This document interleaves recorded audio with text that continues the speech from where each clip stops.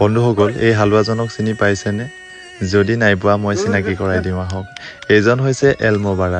Elmo বাৰাত এজন solo adventure traveller আৰু এওঁ ইউকেৰ বাহিন্দা